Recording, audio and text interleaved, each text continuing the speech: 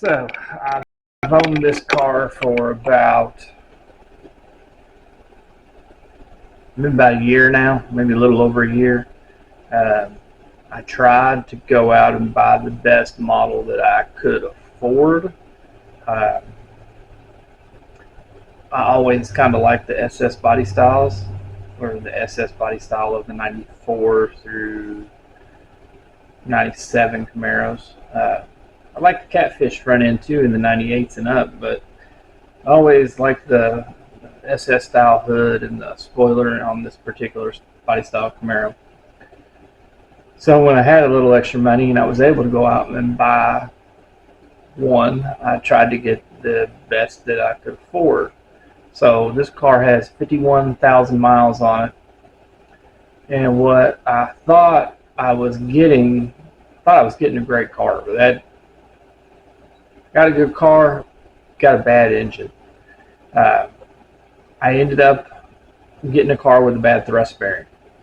So thrust bearing, in case you don't know, is the very last bearing on the bottom of an engine that kind of helps center your crankshaft up and keep it the forward and backward movement of your crankshaft to a minimum.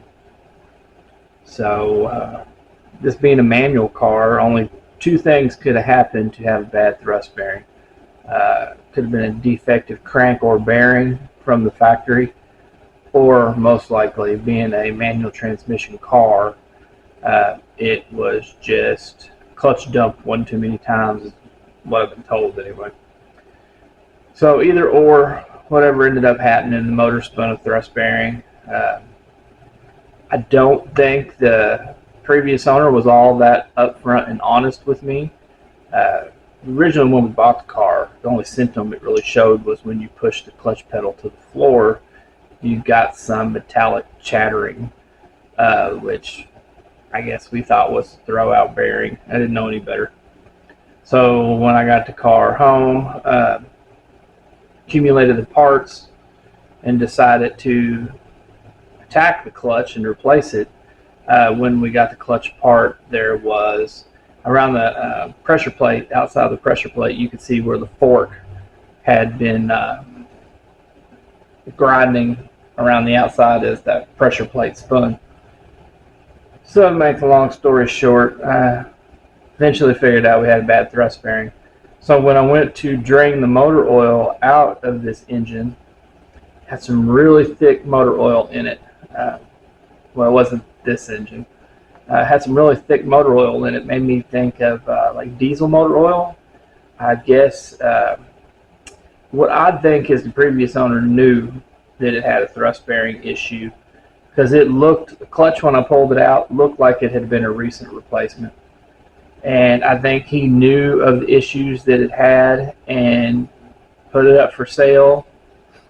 And, you know, he didn't admit anything, but he didn't deny anything. So I guess he just played stupid, which is my fault. I should have known better, should have walked away. So I got the car home, got the transmission out of it. And by the time I had figured out it was the thrust bearing, we drained the motor oil out, and it was like pancake syrup thick and had little slivers of metal.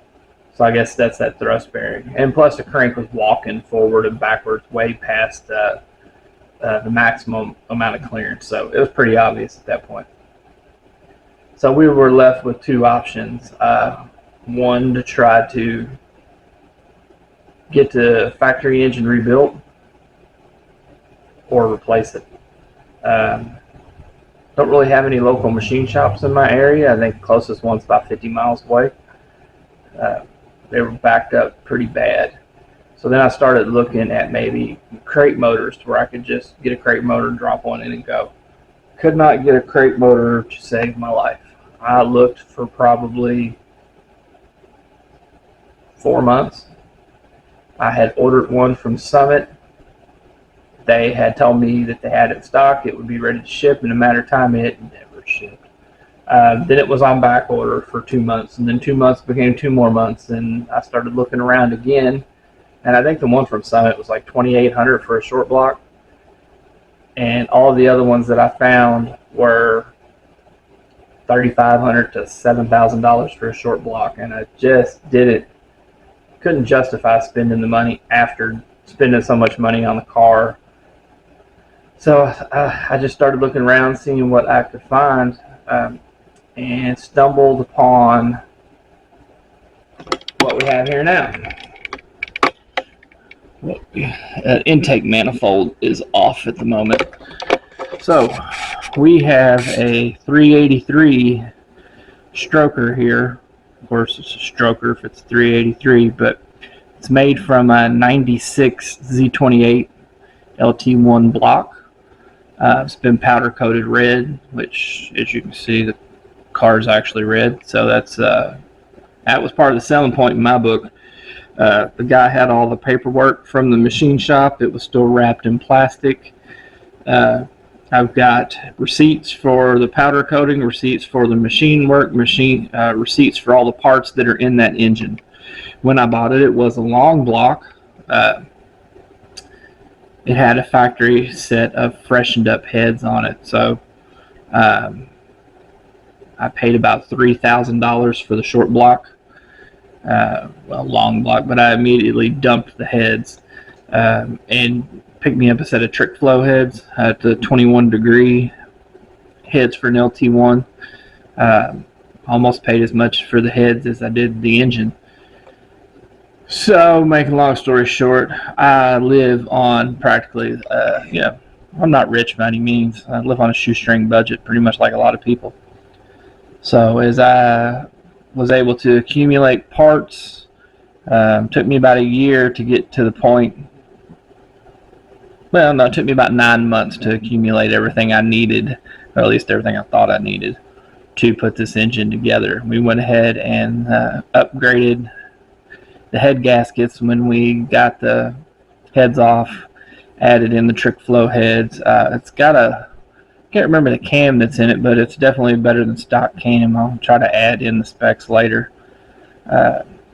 Picked up the MSD OptiSpark.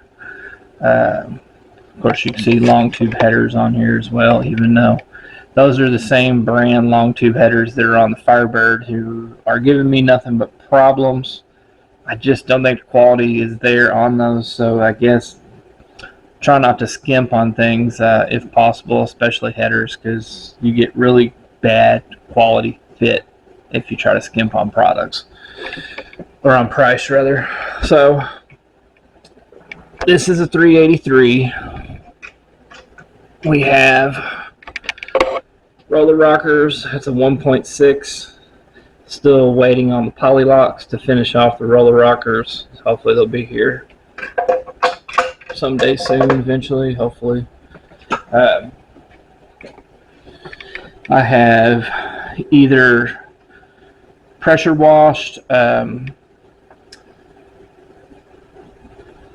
ultrasonic parts cleaned, painted, or just replaced anything that would make my engine compartment not pop.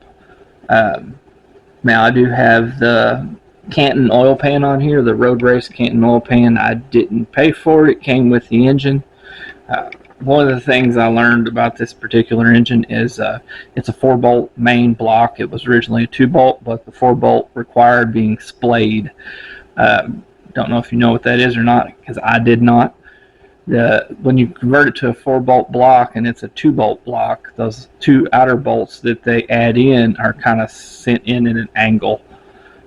So it ends up being splayed. The problem that happened with that is the dipstick, oil dipstick over here, is apparently in a different place on the LT4 blocks, from my understanding.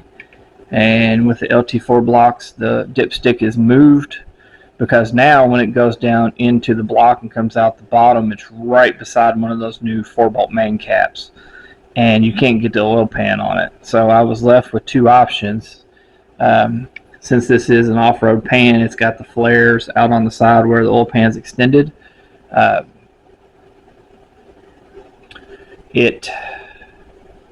could have went with the dipstick in the oil pan off to the side. Hindsight being 2020, I think I'd rather have done that. But what I had to end up doing, I wanted to use the factory style dipstick Um, so I had to take the Canton pan and remove the windage tray out of the pan, and there's like a crank scraper kind of built into the side of the pan to keep oil from flinging up, kind of keeps it down at an angle. Had to hammer that damn near flat, and I had to actually flatten out the dipstick tube a little bit to get it all to set in there the way it's supposed to. Now the problem with that is that dipstick tube is not coming back out the top of that engine. If it has to be removed for whatever reason, it is going to have to be cut at the top, the oil pan is going to have to be pulled, and you'll have to pull it off the bottom. So getting the header on this side was a pain in my butt. It had to be dropped in from the top and around that dipstick, and I just got lucky that I didn't break anything.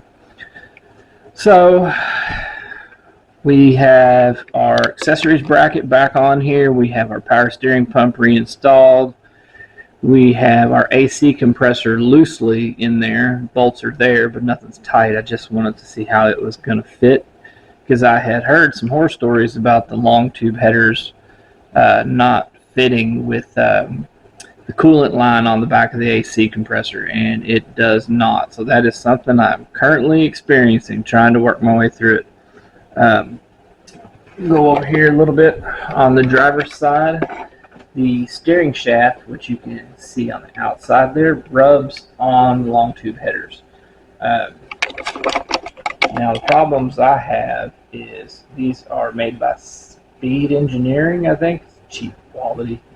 But with all the other money I had spent on this engine, I felt like I had to cut some corners somewhere, because I was starting to run up quite a tab, and my wife was not being very supportive of that, as you can imagine. So we had to cut some corners somewhere. She wasn't going to let me buy a $1,000 cooked set of headers. So we ended up with the Speed Engineering. So to make the header fit with that steering shaft, we had to remove the steering shaft, install the header, reinstall the steering shaft, and see where it was going to rub. So of course we took the header back off after all that and beat it into submission and got it to where I've got at least 3/8 of an inch clearance around that steering shaft. So we reinstalled the steering shaft, and let's see there, reinstalled it. It's good to go. I don't have any worries about anything on this side. As you can see, I've tried, it's got ARP head studs on it. Got, of course, all new plugs. I'm trying to put all new sensors on here. I really just enjoy wasting money. So, also replaced the MSD ignition coil. Had to get it to match. Cleaned up all the bracketry. I've got a really nice polished set of valve covers to go on here, but I don't plan on adding them in until I need to bolt them. Well, I still got to adjust the valves on them, so they probably won't go on there until the engine is running and the valves have been adjusted, and then I'll put the new valve covers on, but these will work for now. So the problem, a couple of problems that I have experienced that have kind of got me at a standstill, which has got more work done on the Firebird than the Camaro lately, is the harmonic balancer to start out with. I'm used to working on Fords and some Dodges to where the balancer is keyed to the crankshaft, so it installs basically one way. Pretty hard to screw that up. But apparently the LT1 engines are press fit, which means they can really go on the crankshaft any way you want to put them on there, and they'll still be technically functionally correct. But if you're going to install them, you should go ahead and go for the extra effort of installing, having your engine at top dead center on cylinder number 1, and actually installing the crankshaft with this little arrow here facing up. If you do that, then it should make it easier later when you go to set your valve latch because you'll know where top dead center is. So I have yet to move forward with that because I really didn't want to. I need to get the poly locks to tighten my rockers down somewhat to where I can easily see where my engine's going to be at on top dead center on cylinder number 1. So when the poly locks come in, we'll loosely tighten them down, and then we'll make it a little easier to figure out where top dead center is. Then we'll put the crankshaft harmonic balancer on. Then it was like, okay, well, if I can't do that, let's move over here and let's start working on maybe bolting some of this stuff up. So I managed to get power steering pump back onto the bracket. I was able to take the bracket and put in my ultrasonic parts cleaner and get it to where it looks pretty much damn near new. But I've got a brand new AC compressor there, and that's pretty much where we're at the moment, is dealing with that interference on the long tube header. So I'm going to go under the car, give you a glimpse at a couple of the things that's going on underneath. Maybe a side shot. Alright, so like I said, the car originally has 51,000 miles on it, and kind of missing the hood right now, but the hood's upstairs in my house, I think in my son's bedroom at the moment, actually leaning up against the wall, so nothing can tear it up, scratch it, whatever.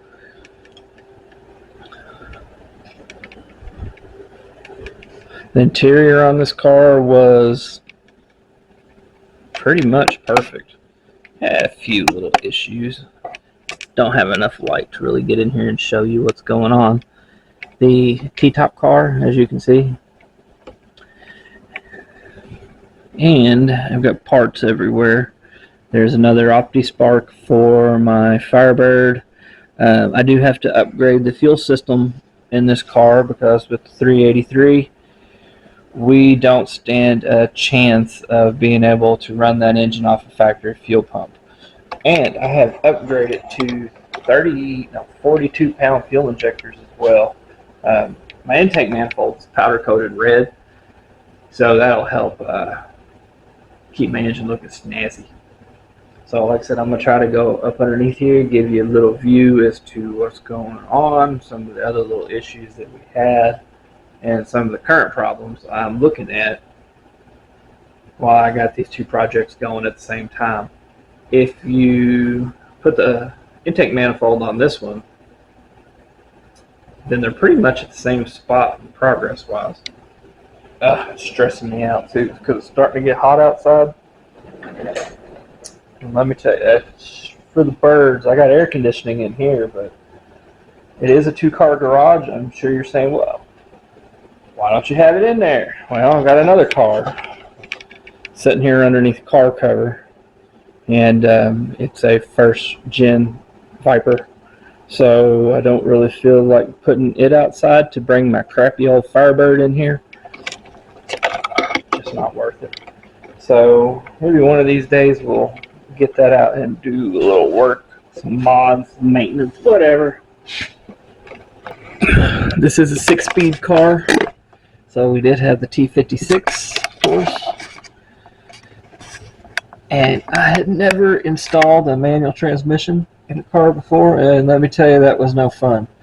It took us probably 2 days worth of fighting just to get that back in the car.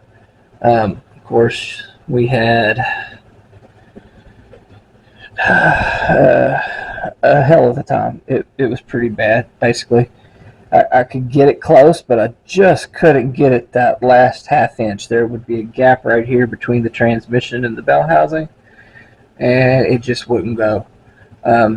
Thankfully, somebody on the Facebook ended up saying, hey, why don't you push that clutch in and shove really hard, and they should clunk together.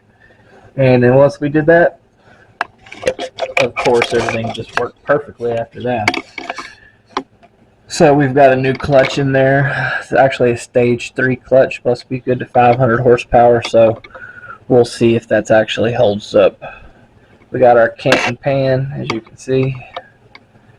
Got a new oil level sensor in there. Like I said, trying to replace all the sensors I can. You can see passenger side long tube header sticking out down here.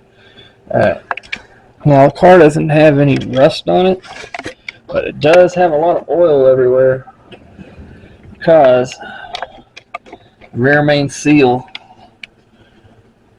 pretty much had given up the ghost by the time we pulled this thing apart. And as you can see, there's just a little bit of oil on the outside of the transmission on the bottom. We tried to clean that up the best we could before we ended up putting it back in the car. New hardware, holding the engine and the transmission together. There's ARP studs holding the flex plate to the clutch assembly. ARP studs holding the flywheel to the engine. Well, not studs, but ARP bolts on that one. We also, some real minuscule stuff here, but decided to replace the transmission mount while we were down here. As you can see, it's a poly mount. Still need to fill the transmission with oil. That's another thing that needs to be done. Now, I don't know if you can see underneath here, but we had some problems with getting the long tube header to clear the motor mount plate. It's kind of hard to see up in there. So I actually had to grind off the corner of the motor mount plate to keep it from rubbing on the long tubes. It's pretty good now. I don't have an issue with that. But I'm missing a couple of things here. There is supposed to be a knock sensor that goes down here on the bottom of the engine. I did not want to reuse the old one. I'm sure it was fine, but the block originally, when I got this long block, it was plugged. It had a pipe plug in it, so I removed the pipe plug, got the sensor ordered. I'm missing a plug that goes in the side of the head up there, somewhere around up there where my finger's pointing beside that spark plug, above it and to the right. I still have to plug that hole. I have a new high torque mini starter that I have yet to install. As you can see, I got wiring pretty much everywhere at the moment, which, to be honest with you, is why I bought the Firebird. A lot of stuff came apart on this car, and I can't remember where everything goes. I've got a lot of stuff bagged and tagged and labeled and stuff, but there's a lot of little things that I thought I would remember, and I just don't. So originally, one of the reasons purchasing the Firebird was to be able to have it as reference where a lot of these wires go and how they're routed and different things like that. So that's already paid for itself with a few small things that I've had to put back together that I could not remember how it was routed or whatnot. So we have a nice 3-core high-flow aluminum radiator to replace the factory radiator. Come down underneath the engine here. As you can see, this is the only sensor so far that is the old one off the original engine. Just used it to take up space at the moment in time. But here's a nice view of my money pit. We're missing a few things. We need to figure out this coolant line that is rubbing against my long tube header. You can kind of see it, the bottom of it right there. Yeah, right there. We are about at least an inch too low at the moment because it keeps hitting that header. So what I'm going to end up doing is undoing the header, laying the header back, installing it on the AC compressor, and then trying to go ahead and tighten up the AC compressor, torque it down, and then just try to bend it down out of the way and see if that works. If that doesn't work, I really do not want to go without AC. Back in my younger days, I wouldn't have cared, but I gotta have AC. just is what it is. So, let's see. We're running over something here.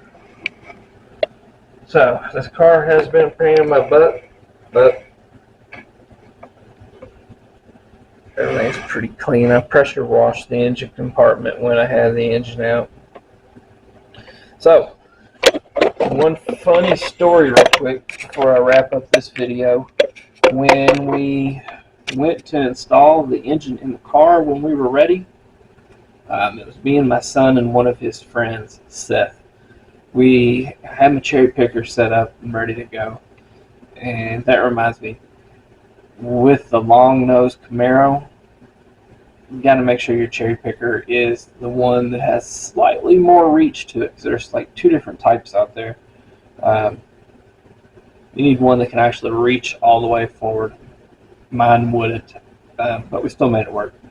I actually pulled this engine, or the old engine, out the top.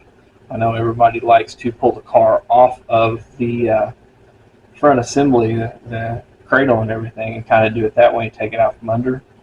But more of that kind of scared me, to be honest with you. So we pulled it out the top. So when we put the new one in, we were going to go back through the top and attach the transmission from the bottom.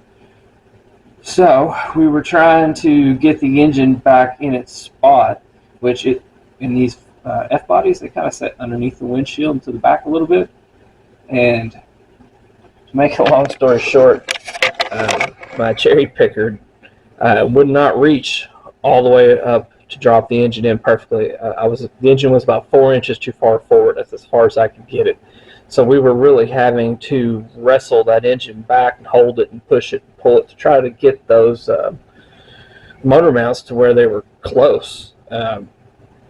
We just couldn't do it. And then unfortunately, the hydraulic pump on my cherry picker died, and the engine was basically just setting on the sway bar and way away from where it needed to be.